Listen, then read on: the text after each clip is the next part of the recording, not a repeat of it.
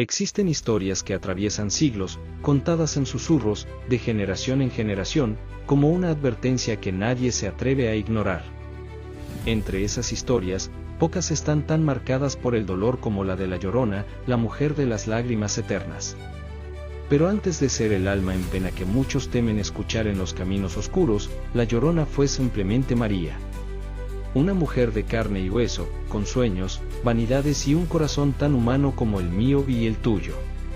María nació en un pequeño pueblo, aislado, donde la vida era sencilla y dura. La gente trabajaba la tierra, pescaba en el río y rezaba por días mejores. Era una comunidad donde todos se conocían, y cada pequeño suceso se convertía en historia en cuestión de horas. Y María era el centro de todas esas historias. Desde niña, su belleza era descrita como una bendición, o, para los más supersticiosos, como una maldición. Su cabello negro caía como un velo hasta la cintura, brillando bajo el sol como si fuera de seda. Sus ojos, grandes y color miel, parecían guardar un secreto profundo. Cuando María pasaba, el mundo parecía detenerse. Los hombres dejaban sus tareas, las mujeres disimulaban la envidia con sonrisas falsas, y los niños la miraban fascinados, como si estuvieran frente a una princesa. Pero María no se veía así. Para ella, aquella vida en el pueblo era una prisión invisible.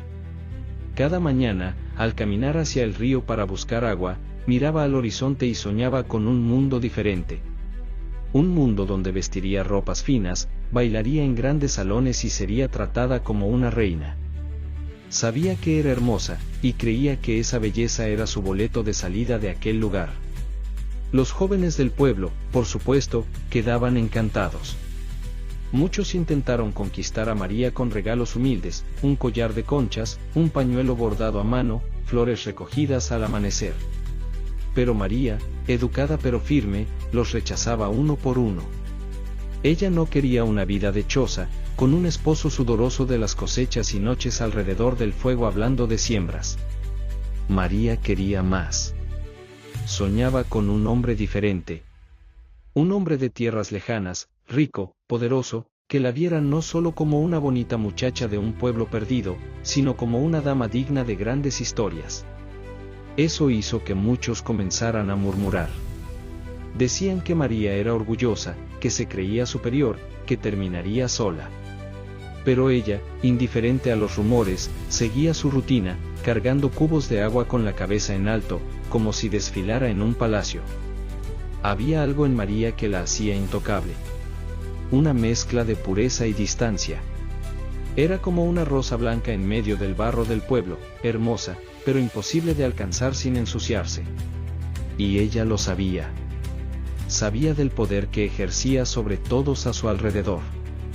Pero el tiempo pasaba, y María esperaba. Las tardes parecían más largas. El sonido del río, ante su refugio, se volvía un recordatorio de lo que deseaba dejar atrás.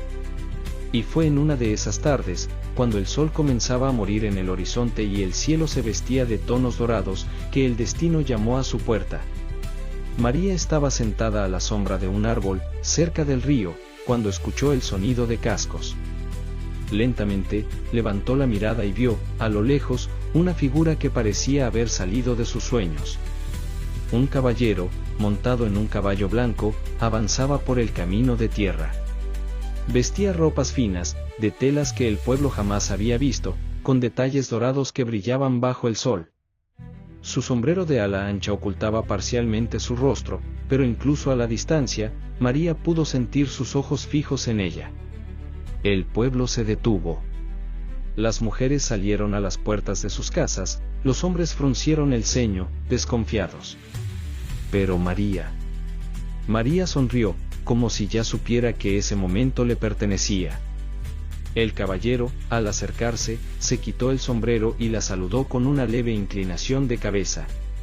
Un gesto simple, pero que, para María, fue como si el tiempo entero del universo convergiera allí. No sabía su nombre, su origen, ni sus intenciones. Pero no importaba. María sintió que, por fin, la puerta de su destino se había abierto. Aquel hombre no era solo un forastero. era la promesa que había estado esperando toda su vida. Y allí, mientras el polvo aún flotaba en el aire y el río susurraba secretos que solo María parecía entender, comenzó una historia de amor y de tragedia. Una historia que transformaría a María en la leyenda que, hasta hoy, resuena en los lamentos de las madrugadas. Porque toda maldición comienza con un deseo. Y el deseo de María era ser amada, de una manera que el mundo jamás olvidaría. El caballero que apareció aquella tarde, montado en su caballo blanco, no era como los hombres del pueblo. No traía sobre sus hombros el polvo de las cosechas, ni el olor fuerte del sudor de quienes trabajan bajo el sol. Su mirada era serena, pero al mismo tiempo, cargaba un peso que María no pudo entender de inmediato. Había en él un aire de quien sabe que todo lo que desea estará siempre a su alcance. Su nombre era Don Fernando de Olmo, un hombre de tierras lejanas, hijo de una familia poderosa, poseedor de campos y rebaños en abundancia. Al menos, eso decía él. Y María, deslumbrada, no tenía razón para dudarlo. Para ella, Don Fernando era la materialización de los sueños que la habían acompañado desde su infancia. Los encuentros comenzaron de manera discreta. Durante los primeros días, Don Fernando caminaba por las calles de tierra, deteniéndose a hablar con los ancianos, comprando frutas en el mercado, fingiendo interés por la vida sencilla del pueblo. Pero sus ojos, siempre atentos, buscaban solo a María. Y ella, consciente de esa atención, sentía como su orgullo inflaba su pecho. Ya no era simplemente la muchacha más bella del pueblo. Ahora, era la mujer deseada por un hombre venido de lejos, un hombre de importancia, un hombre de poder. Las conversaciones entre ellos eran suaves, como si el mundo alrededor no existiera. Don Fernando hablaba de grandes ciudades, de bailes lujosos, de vestidos que hacían a las mujeres parecer flotar. María escuchaba, fascinada, cada palabra, imaginándose ya dentro de ese mundo de encantos. Pero había algo más en Don Fernando. Algo oscuro, que se ocultaba tras su elegancia. Su sonrisa, a veces, era fría. Sus promesas, aunque dulces, tenían un tono de dominio, como si María fuera una joya para exhibir, más que una mujer para amar. Aún así, María estaba ciega. Su deseo de ser amada, de ser admirada, hablaba más fuerte que cualquier susurro de desconfianza en su corazón. En poco tiempo, Don Fernando pidió su mano en matrimonio. No hubo grandes fiestas, como María alguna vez soñó, pero la ceremonia, aunque sencilla, fue vista como un evento noble.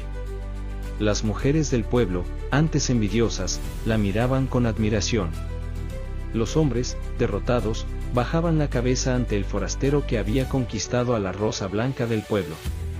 Los primeros días de casada fueron de pura felicidad para María. Don Fernando parecía un hombre perfecto, atento, generoso, y completamente enamorado de ella. Caminaban juntos a la orilla del río, y María, por fin, sentía que sus sueños se estaban cumpliendo. Pronto, llegaron los hijos. 2 niños hermosos, con los ojos dorados de la madre y el semblante altivo del padre. Por un tiempo, María se sintió completa. Creyó que el amor que había recibido era verdadero. La vida, al fin, parecía justa. Pero, como toda marea que sube, la felicidad también comienza a retirarse. Y para María, la retirada de esa marea sería devastadora. Don Fernando, antes tan presente y apasionado, empezó a ausentarse. Al principio, eran viajes cortos, de pocos días. Luego, semanas enteras fuera de casa, con excusas vagas sobre negocios en otras tierras. María, al principio, aceptaba. Era paciente. Pero poco a poco, los susurros comenzaron. Las mujeres del pueblo, siempre atentas, contaban historias sobre Don Fernando siendo visto en ciudades cercanas, acompañado de otras mujeres. Jóvenes, bellas, adornadas con joyas que María nunca recibió. Y con cada rumor, una pequeña grieta se abría en el corazón de María. Ella intentaba engañarse. Quería creer que todo era envidia de las demás mujeres, que Don Fernando la amaba, que volvería. pero dentro de ella, la sombra de la desconfianza ya crecía. Pasaba noches enteras despierta, sentada junto a la ventana, observando el camino por donde él se había ido, esperando que, en cualquier momento, apareciera a lo lejos, sonriendo, diciendo que todo había sido un malentendido. Pero no regresaba. María, antes orgullosa y altiva, comenzó a consumirse en silencio. El pueblo, que antes la reverenciaba, ahora la miraba con lástima. La rosa blanca empezaba a marchitarse. Ella, que siempre soñó ser adorada, veía ahora su imagen desvanecerse ante los ojos de todos.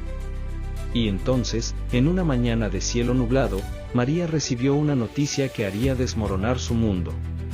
Una mujer, con la voz cargada de veneno, le contó que don Fernando estaba regresando al pueblo, acompañado. No venía solo. Traía consigo a una joven, una dama rica, vestida con las joyas que María siempre soñó tener. En ese instante, algo dentro de María se quebró. No lloró. No gritó. Solo sintió un vacío, como si le hubieran arrancado el alma. La María soñadora, la rosa blanca, empezaba a desvanecerse. Y lo que nacería en su lugar, sería un espíritu marcado por el dolor. El silencio puede ser ensordecedor. Cuando don Fernando comenzó a ausentarse por largos periodos, María descubrió que la soledad no está hecha solo de noches vacías, sino de ecos que se multiplican dentro de la mente. La casa, antes viva con las risas de sus hijos y los pasos pesados de su marido, ahora era un espacio demasiado grande, demasiado frío, demasiado silencioso. En los primeros días, María intentaba distraerse. Se vestía con sus mejores trajes, arreglaba su cabello, caminaba por el pueblo como si don Fernando estuviera a punto de aparecer en cualquier momento. Forzaba una sonrisa en los labios y saludaba a todos con la misma altivez de antes. Pero dentro de ella, algo comenzaba a quebrarse. Las personas ya no la miraban como antes. Las mujeres, que solían envidiarla, ahora susurraban entre sí con miradas de compasión disfrazada. Los hombres, antes deslumbrados por su belleza, ahora apartaban la mirada, como si su presencia les incomodara. María lo notaba todo. Cada mirada, cada murmullo, cada gesto falso. Y eso era como cuchillos cortando su vanidad. Los rumores comenzaron como gotas que caen lentamente, casi imperceptibles. Decían que don Fernando tenía negocios en tierras lejanas, que estaba atrapado en compromisos importantes. Pero pronto, esas gotas se convirtieron en una tormenta de chismes. Voces afirmaban que don Fernando había sido visto en pueblos cercanos, en fiestas lujosas, acompañado de mujeres jóvenes, con vestidos de seda y carcajadas que llenaban salones enteros. Mujeres que llevaban joyas que María nunca tuvo. Mujeres que bailaban en los brazos de don Fernando, como si María jamás hubiera existido. María escuchaba todo sin decir una palabra. Por dentro, su orgullo luchaba contra el dolor. No permitiría que el pueblo la viera caer. Pero cada rumor era un veneno que se esparcía por sus venas, un peso más sobre sus hombros. Sus hijos eran su único ancla. 2 niños, aún pequeños, que corrían por la casa y preguntaban, inocentes, cuándo regresaría su padre. María, con la voz temblorosa, siempre respondía, pronto, mis amores. Pronto volverá. Pero en el fondo, sabía que cada promesa era una mentira que ella misma ya no creía. Los días se arrastraban. María comenzó a vagar por las orillas del río, donde antes soñaba con un futuro glorioso. Ahora, ese mismo río parecía burlarse de sus sueños rotos. Se sentaba en la orilla, mirando su reflejo y tratando de reconocer a la mujer que veía. La rosa blanca del pueblo empezaba a marchitarse, y el espejo del agua le devolvía una imagen cada vez más lejana de aquella María soñadora. Las noches eran las peores. En la oscuridad, los susurros del pueblo se transformaban en voces dentro de su cabeza. Voces que repetían, incansables, que había sido olvidada, traicionada, abandonada. Voces que se burlaban de su vanidad, que le decían que todo su orgullo no era más que una ilusión. Y entonces, llegaron las visiones.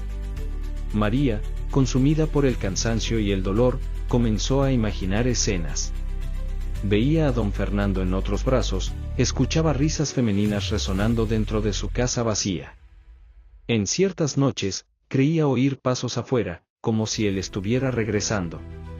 Corría a la puerta, y solo encontraba el vacío.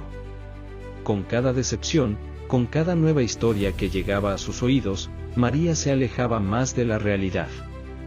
Ya no era la mujer que soñaba con bailes y vestidos. Ahora, era solo una sombra, vagando entre recuerdos y deseos rotos. Hasta que, en una mañana gris, una vecina, con ojos brillando de malicia, se acercó a María para darle la noticia que sería la última gota. María, dicen que don Fernando viene de regreso. Pero no viene solo. María no necesitó más explicaciones. Ya lo sabía. Sabía que traería a otra mujer, más joven, más adornada, más todo. En ese momento, María no gritó. No lloró. Solo sintió un vacío profundo, como si le hubieran arrancado el alma. El orgullo de María estaba herido más allá de cualquier cura. La rosa blanca del pueblo había muerto. Y lo que nacería en su lugar, sería un espíritu condenado por el dolor. La noticia se esparció por el pueblo como fuego en pasto seco, don Fernando estaba de regreso. Pero no venía solo. María ya sabía lo que estaba por suceder, pero nada podría prepararla para el dolor de ver su orgullo ser aplastado frente a todos. Aquella mañana, las nubes pesadas cubrían el cielo, como si el propio mundo supiera de la tragedia que estaba por ocurrir. Las mujeres se apresuraban a ocupar las ventanas, las puertas de las casas se llenaban de miradas ansiosas. No era todos los días que el pueblo presenciaba un espectáculo de tal crueldad. María estaba en su casa, sentada en el suelo, con sus pequeños hijos jugando a su alrededor. Cuando el sonido de los cascos retumbó en las calles, su cuerpo tembló. Por un momento, quiso esconderse, encerrarse y fingir que eso no estaba ocurriendo. Pero su orgullo herido gritaba más fuerte. Se levantó, arregló su cabello, se puso el mejor vestido que aún le quedaba, un vestido que, aunque hermoso, ya no tenía el brillo de antes, y salió de casa. Cada paso de María hacia la plaza central era pesado. El pueblo parecía abrirse en silencio, formando un corredor de miradas fijas sobre ella. Los murmullos, apagados, eran como flechas invisibles que la herían sin compasión. Y entonces, él apareció. Don Fernando, imponente sobre su caballo blanco, venía acompañado de una joven mujer. Ella era todo lo que María había soñado ser, vestida de pura seda, con collares de oro resplandecientes, aretes que reflejaban el poco sol que lograba atravesar las nubes. Su piel era blanca, su cabello cuidadosamente peinado, y su sonrisa, una sonrisa de triunfo. Don Fernando no evitó las miradas. No fingió vergüenza. Al contrario, parecía disfrutar del espectáculo. Cuando sus ojos se cruzaron con los de María, simplemente inclinó la cabeza, en un gesto frío, casi despectivo. María sintió como si el suelo se desvaneciera bajo sus pies. El hombre que un día le prometió sacarla de la pobreza ahora la exponía como si fuera un objeto descartado, un recuerdo incómodo.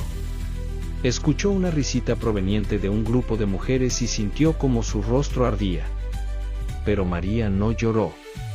Con un esfuerzo que parecía arrancar su propia alma, se mantuvo firme. Miró a don Fernando a los ojos y caminó hacia él. El pueblo contuvo la respiración. Nadie se atrevía a moverse. María se detuvo a pocos pasos de don Fernando y, con voz baja pero firme, dijo: «Me prometiste amor, Fernando. Me prometiste sacarme de aquí, darme una vida de respeto». Don Fernando sonrió. Una sonrisa que no era de alegría, sino de quien se sabe superior. «María, fuiste un hermoso capricho. Pero no eres más que eso. Una mujer de pueblo jamás será dama». Aquellas palabras, afiladas como navajas, resonaron como un trueno. Todo el pueblo sintió el peso de la humillación. Pero fue María quien, por dentro, se rompió en 1000 pedazos. no respondió. Ya no había nada más que decir. El desprecio público estaba completo. Don Fernando tiró de las riendas del caballo y siguió su camino, acompañado por la joven dama que ahora ocupaba el lugar de María. Las miradas del pueblo se dirigieron a ella. Algunas con lástima, otras con cruel satisfacción. Pero, sobre todo, con un silencio que pesaba más que 1000 insultos. María caminó de regreso a su casa como si flotara. Cada paso parecía no tocar el suelo. Sus hijos corrieron hacia ella, sonriendo, sin comprender la tragedia que acababa de ocurrir. María los abrazó con fuerza, como si fueran su última ancla en el mundo. Pero dentro de ella, ya no existía María.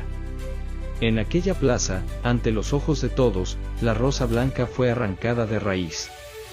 Y en su lugar, nacía un vacío, un lamento que, algún día, resonaría por las noches como un grito eterno. Lo que quedaba de María después de aquella mañana en la plaza ya no era una mujer. Era una cáscara vacía, una sombra que caminaba por los rincones de la casa, guiada solo por el instinto de madre. Pero incluso ese amor, puro e inquebrantable, comenzaba a ser consumido por algo nuevo, algo oscuro. La humillación pública no fue una herida pasajera. Se arraigó en el pecho de María como una planta venenosa, cuyas raíces absorbían cada recuerdo feliz, cada esperanza, cada sueño. Las risas que resonaron a sus espaldas aquel día se repetían sin cesar en su mente. Por la noche, en el silencio del cuarto, María oía esas risas como ecos de una sentencia cruel. Los hijos de María, inocentes, seguían preguntando por su padre. Con ojos brillantes, esperaban, día tras día, que don Fernando apareciera por la puerta con los brazos abiertos. Y cada vez que María era obligada a mentir, diciendo, pronto volverá, una grieta más se abría en su corazón. Entonces comenzó a germinar la rabia. Al principio, era sutil. Un nudo en el pecho, una respiración más pesada, una mirada perdida en las paredes de barro. Pero pronto, aquella rabia tomó forma, como si adquiriera vida propia. María no sabía con certeza contra quién se dirigía, contra don Fernando, que la traicionó, contra las mujeres que la humillaron, contra el pueblo entero, que permitió que todo sucediera sin intervenir, o contra sí misma, por haber creído en sueños tan frágiles. Los días se arrastraban, y María comenzó a evitar las miradas de la gente. Ya no salía de casa. Sus hijos eran su única compañía. Pero incluso ellos empezaban a ser un reflejo de su sufrimiento. Cuando miraba a los niños, veía los ojos dorados de don Fernando en ellos. Aquellos mismos ojos que la habían seducido y destruido. Una noche, María fue hasta la orilla del río. El mismo río que, un día, fue escenario de sus sueños juveniles. Se arrodilló y miró el reflejo de la luna en las aguas oscuras. Pero en el reflejo, no vio su rostro. Vio la imagen de don Fernando, sonriendo, con otra mujer en sus brazos. La furia, hasta entonces contenida, explotó dentro de ella. María gritó. Un grito que cortó la noche, un grito que no era solo de dolor, sino de algo más profundo. Era el grito de un alma que se había roto, que ya no encontraba lugar en el mundo de los vivos. El pueblo escuchó aquel lamento, y las ancianas susurraron que los espíritus habían poseído a María. En los días siguientes, la mente de María comenzó a deshacerse. Los niños, confundidos, veían a su madre hablar sola, caminar sin rumbo, llorar en silencio. Pero lo más aterrador era su mirada. Una mirada vacía, donde antes había brillo y vida. María ya no era una mujer. Era un espíritu atrapado en un cuerpo, consumido por el dolor, la humillación y la soledad. Y entonces, nació la idea.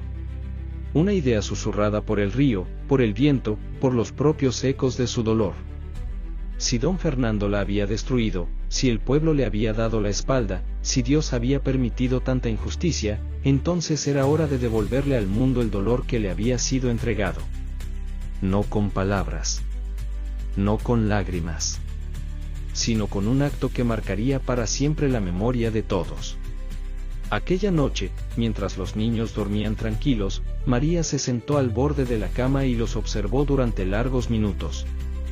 Sus rostros serenos, ajenos al peso que su madre cargaba.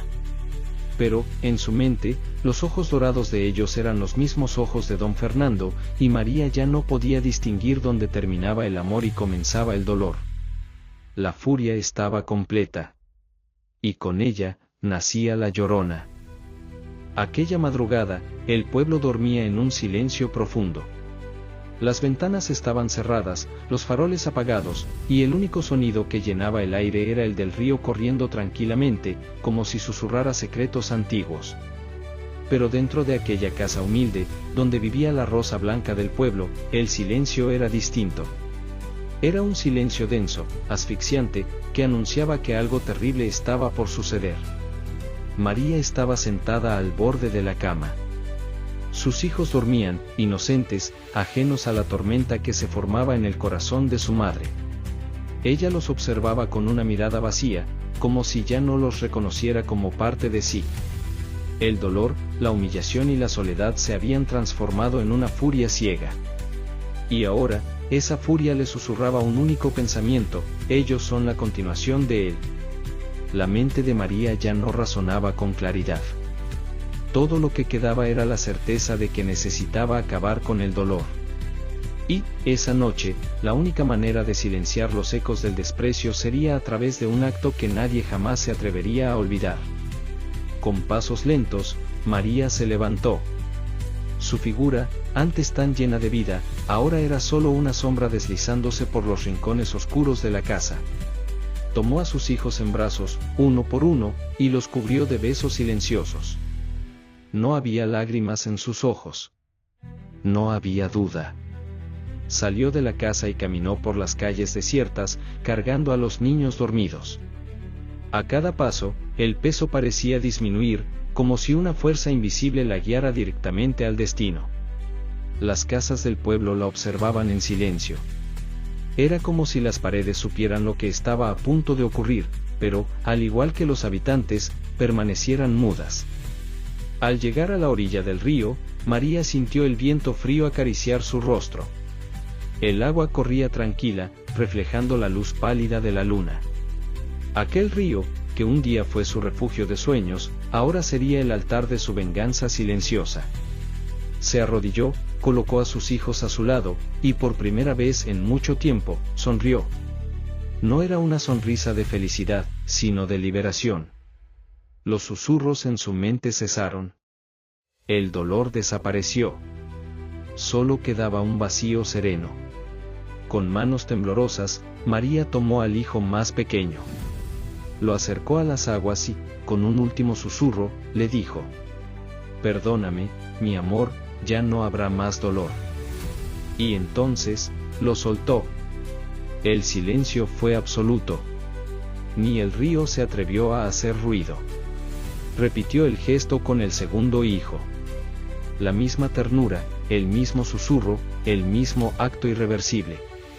Cuando todo terminó, María permaneció arrodillada, mirando la superficie del agua, donde antes veía su reflejo, y ahora, solo veía oscuridad. En ese momento, el cielo pareció partirse. Un trueno retumbó a lo lejos, y la tierra, como si se enojara por el acto, tembló. María se levantó lentamente, y por primera vez, gritó. Pero no era un grito de dolor. Era un grito de lamento eterno. Todo el pueblo despertó con aquel sonido. Las personas abrieron las ventanas, salieron de sus casas, pero solo encontraron el vacío de la noche. Nadie vio a María. Nadie vio a los niños. Solo escucharon el lamento, un grito que parecía no venir de un ser humano, sino de un alma condenada a vagar para siempre. María desapareció esa noche. Algunos decían que el río la había tragado. Otros, que los espíritus la habían llevado. Pero la verdad es que, a partir de ese momento, dejó de ser María. Nacía allí, a la orilla de aquel río, la Llorona. La noche en que María desapareció fue solo el comienzo.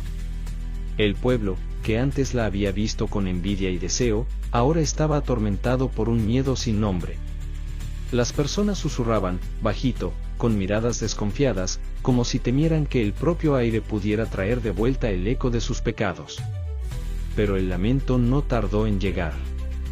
En la primera madrugada después del acto irreversible, mientras las estrellas parecían ocultar su brillo y la luna era solo una sombra en el cielo, un sonido cruzó las colinas e invadió las casas dormidas.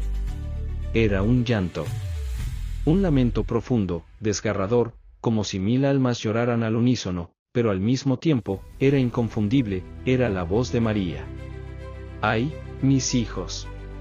El grito cortaba el silencio de la noche como navaja, helando la sangre de quienes lo escuchaban. Todo el pueblo despertó. Las madres abrazaban a sus hijos, los hombres cerraban las ventanas y atrancaban las puertas. Nadie se atrevía a salir, pero todos sabían, María estaba afuera, vagando, llorando, buscando lo que nunca más encontraría. Con el pasar de los días, el lamento se volvió más frecuente. Y con él, comenzaron a surgir historias. Personas decían haber visto a una mujer vestida de blanco, flotando a orillas del río, con el cabello negro cubriéndole el rostro, y una sombra de tristeza que parecía ahogar todo a su alrededor. Caminaba sin tocar el suelo, con los brazos extendidos, como si buscara algo perdido en la oscuridad. Ya no era María. Aquella figura que vagaba, noche tras noche, era la Llorona. Su lamento no era solo un grito de dolor, era un llamado. Un eco de su alma destrozada, condenada a vagar eternamente en busca de los hijos que ella misma había arrebatado del mundo. Cada grito llevaba el peso de su culpa, y quienes lo escuchaban sentían ese dolor como propio. Una noche, un niño desapareció. La madre juraba haber escuchado el llanto de la Llorona llamando a la puerta, y cuando se dio cuenta, la cuna estaba vacía. El pueblo entró en pánico. Decían que, al no encontrar a sus propios hijos, la Llorona buscaba otros niños para llenar su vacío. Las leyendas comenzaron a extenderse más allá del pueblo. En las aldeas vecinas, ya se temía a la mujer que lloraba por sus hijos. Y el río, que antes era un lugar de vida y alegría, se transformó en un símbolo de muerte y lamento. María, ahora la Llorona, no tenía descanso. Era prisionera de su propio acto. Noche tras noche, ella aparecía, envuelta en un manto de niebla, con su voz rasgada de dolor, preguntando a las sombras: ¿Dónde están mis hijos? Pero la respuesta siempre era el silencio. El castigo de María no era solo la soledad, era la eternidad. Vagaba por los siglos, por los ríos, por las casas, por los sueños de los vivos, cargando el peso de lo que hizo. Y en cada generación, su lamento se convertiría en advertencia. Un recordatorio de que el dolor, cuando no se contiene, puede transformarse en maldición. La Llorona no era solo una historia. Era el reflejo de un alma rota, una herida que nunca cicatrizaría.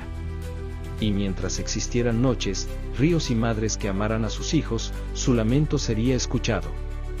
¡Ay, mis hijos! Resonaba, una y otra vez, en las madrugadas infinitas. Pasaron los años. Décadas. Siglos. El pueblo que un día vio a María ser humillada, se transformó. Nuevas casas fueron levantadas, las calles de barro dieron lugar a adoquines, y las ancianas que murmuraban tras las ventanas hace mucho que fueron llevadas por el tiempo. Pero había algo que el tiempo no podía borrar, el lamento.